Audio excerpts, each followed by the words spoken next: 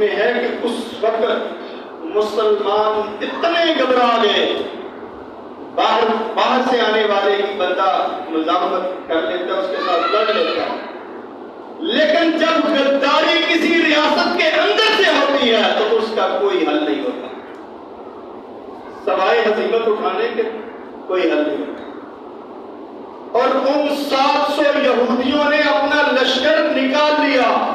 اور مسلمان اس قدر خوف زدہ ہو گئے، قرآن مجید کہتا ہے کہ ان کے دل کلیجے کو آ گئے، اتنے خوف زدہ۔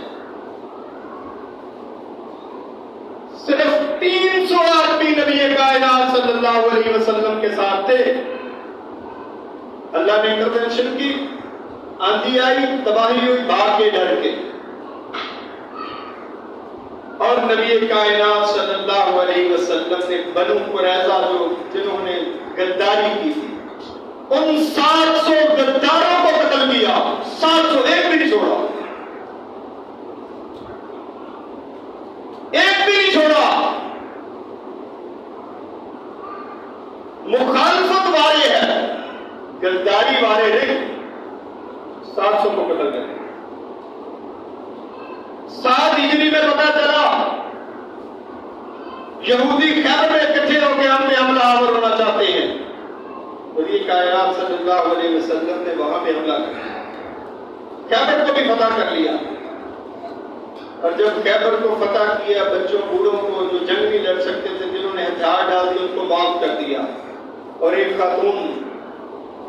آپ صلی اللہ علیہ وسلم کا شکریہ ادا کرنے کے لیے بھیڑوں کا گوشت پکا کے لائی، اور وہ زہر علی۔ جب نبی کائنات صلی اللہ علیہ وسلم نے چند نوالے ڈالے، اور اس سے پہلے بشر جو صحابی تھے انہوں نے زیادہ کھا لیا، وہ وہیں پہ فوت ہو گئے، اور نبی کائنات صلی اللہ علیہ وسلم نے کہا کہ رک جاؤ، مجھے بکری جو پکی ہوئی ہے، بھیڑ ہے جو اس نے مجھے بتایا ہے کہ میں زہر علی ہوں، مجھے کھانا مت، آپ نے روک دیا۔ اور اللہ کے نبی فرماتے ہیں کہ اس کھانے کی وجہ سے ساری زندگی دل کی تکلیف میں مبتلا رہے، اور زہر، اور نبی کائنات صلی اللہ علیہ وسلم کے الفاظ ہیں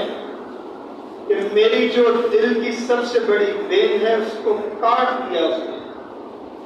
امام ابن قیم رحمہ اللہ فرماتے ہیں کہ نبی کائنات صلی اللہ علیہ وسلم کی وفات بھی اس وجہ سے ہوئی، دل کی وین کٹ جانے کی وجہ سے۔ اور اگر کوئی جنگ میں